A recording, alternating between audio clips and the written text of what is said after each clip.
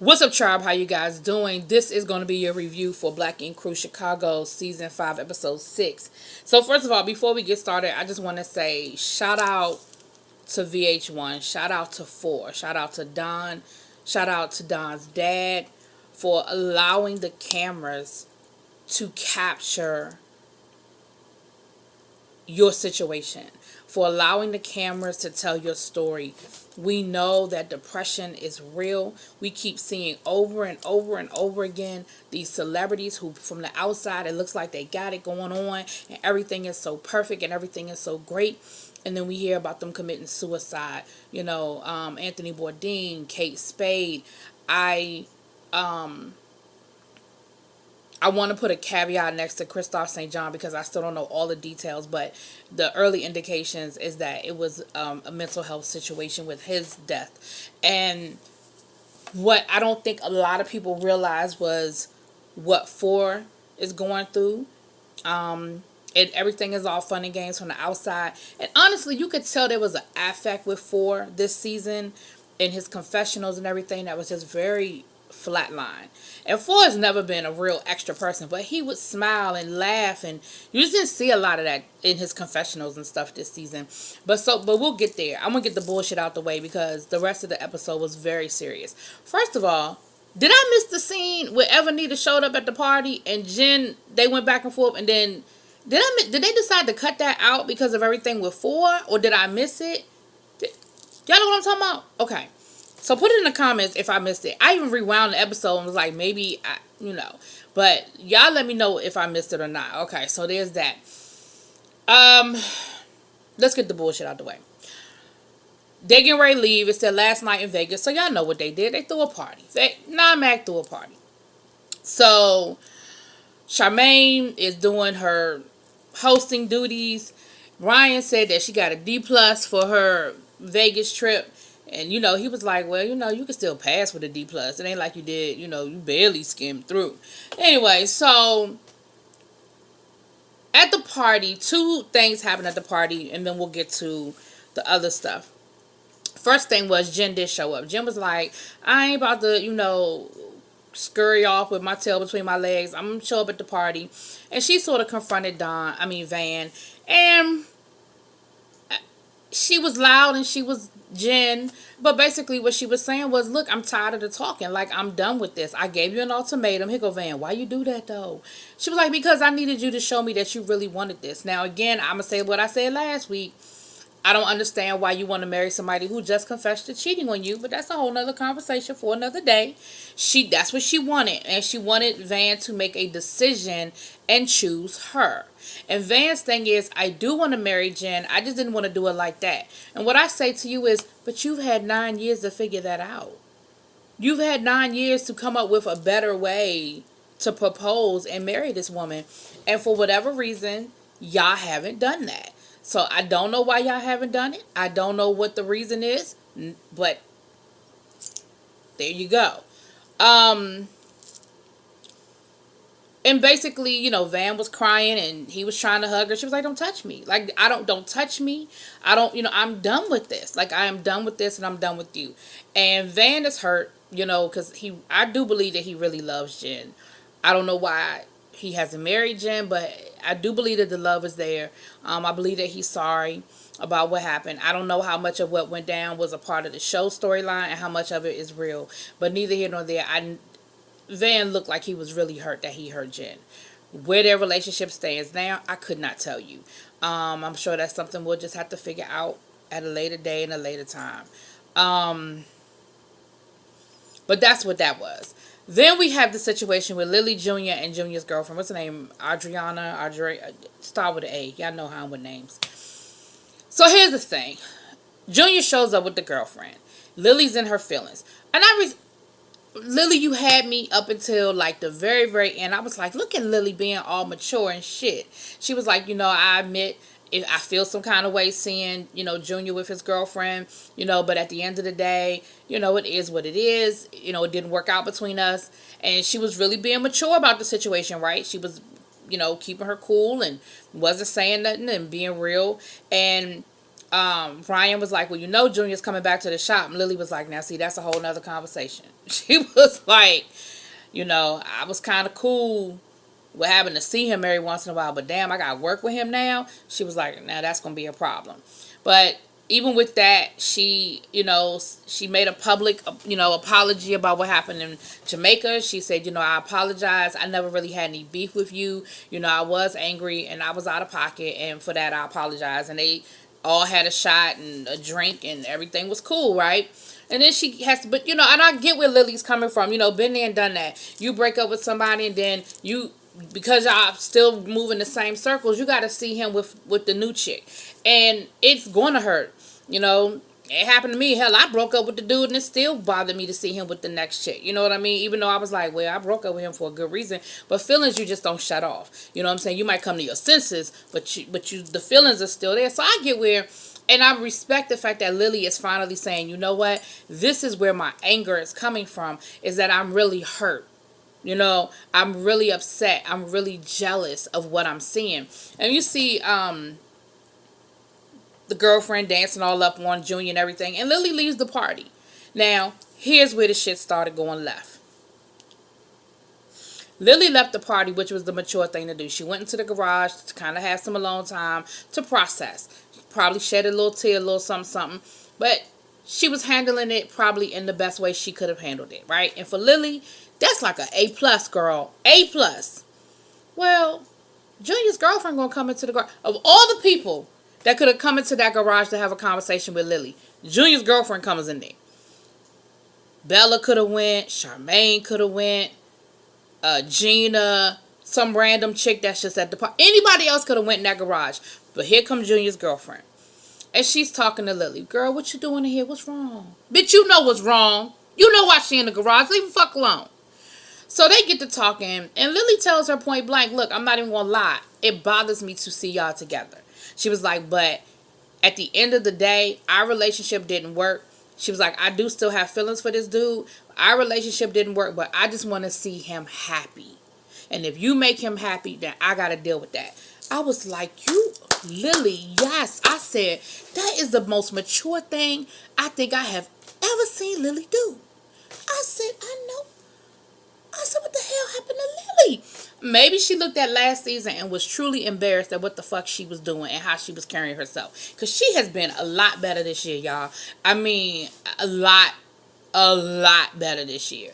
So, then, here's where Lily went left.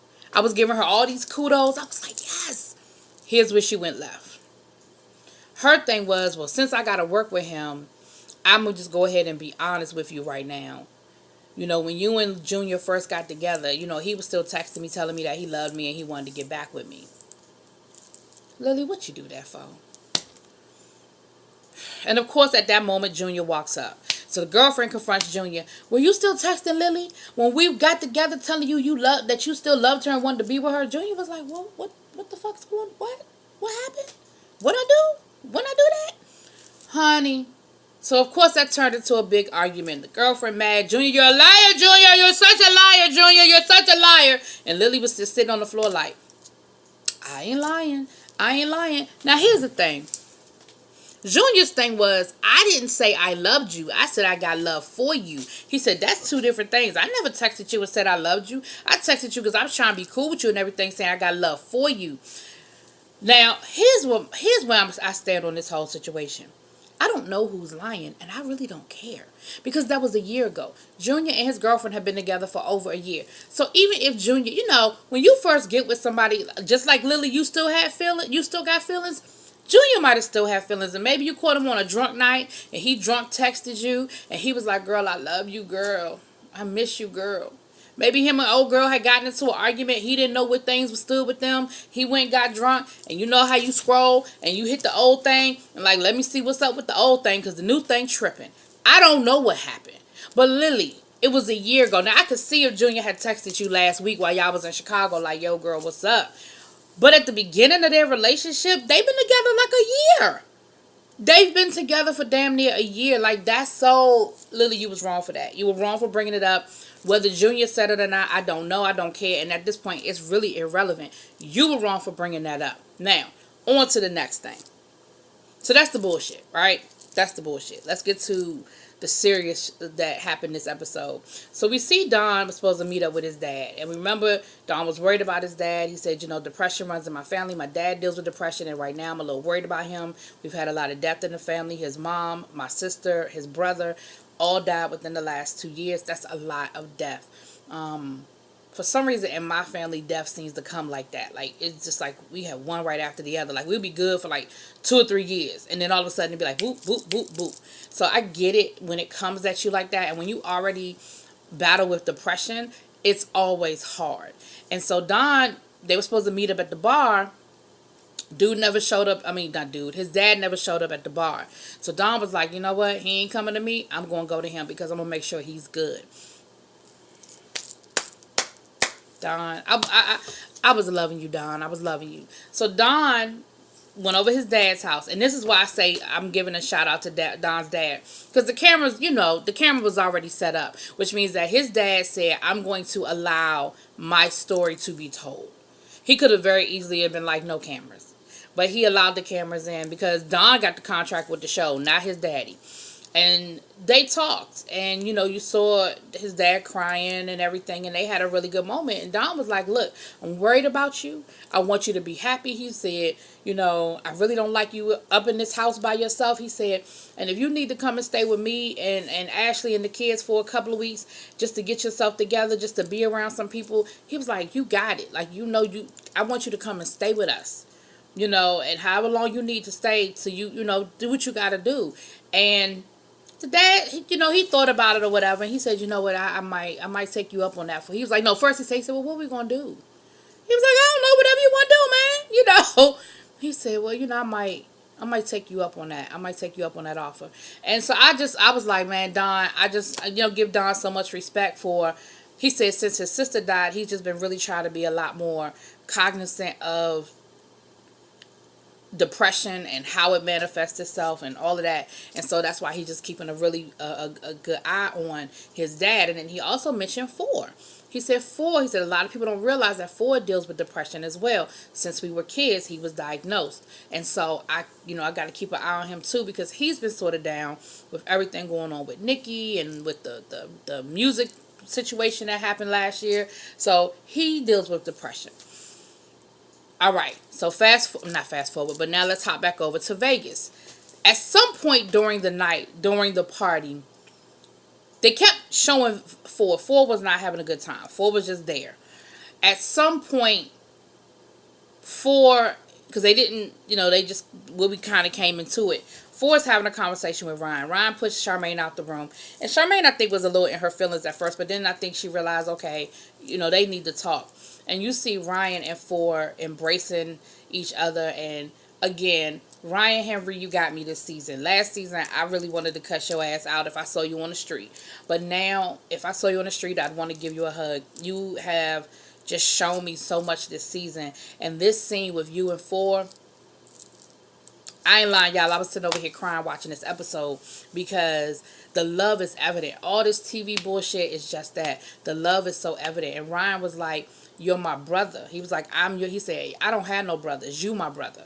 He said, and you're not going nowhere. Because Ford was talking about, he was basically saying he was suicidal. He said, when I woke up this morning, all I saw was drowning in that pool. Like, that was my plan. I was going to drown in that pool. So that's, when you start having suicidal tendencies and ideations, that's where wow, we have definitely crossed the line. And Ryan, they're hugging and they're crying. I mean, both of them are just boo-hooing. And Ryan is telling, he's like, you ain't never got to worry about whether anybody loves you. I got love for you. And I'm always going to be here for you. And Ryan said in his confessional, he said, look, me and Ford have history. He said, I'm closer to Ford than anybody else in this house. He said, and what people don't understand is that ain't the first time me and him done had that conversation. So what that says to me is that's not the first time Ford's been suicidal, and him and Ryan have talked through it.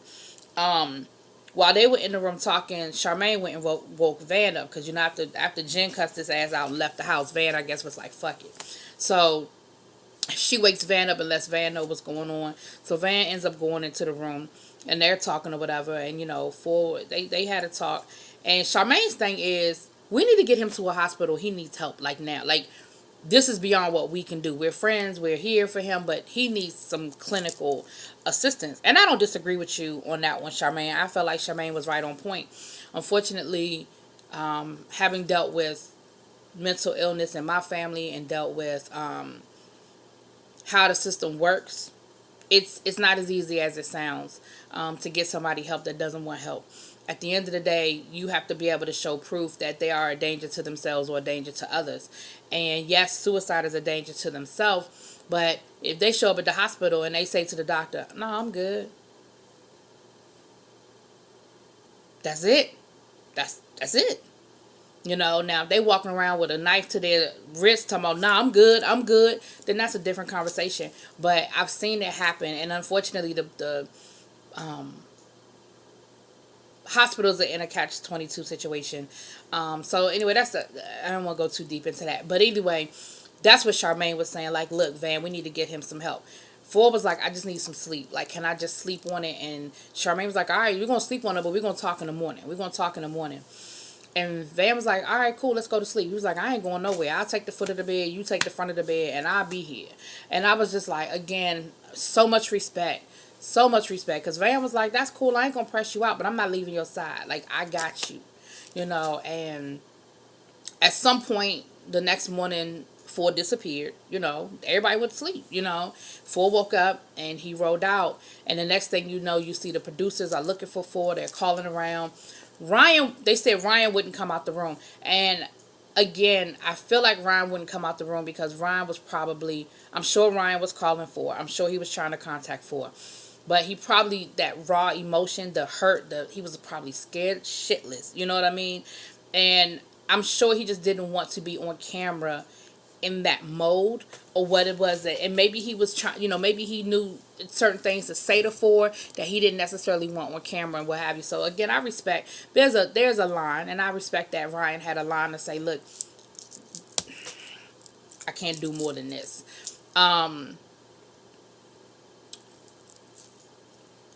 The producers were like, we just need to find Ford. We want Ford, okay.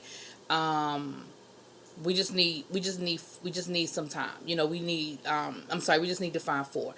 And they were calling Ford. They called Don.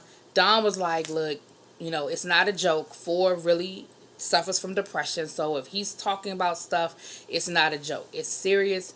And we need to really, so Don, Don was going to call Ford. And finally, Van did respond to Ford. And, finally Ford responded to Van. And he told Van where he was. And so Van was going to go meet him. And Van was like, this is, again, I know the producers be some shit, but in this scene, I'm going to get a producer some credit. Van was like, do you need time to get a crew together, And the producer said, fuck the camera. You go to Van. You go to Ford. He was like, forget the camera.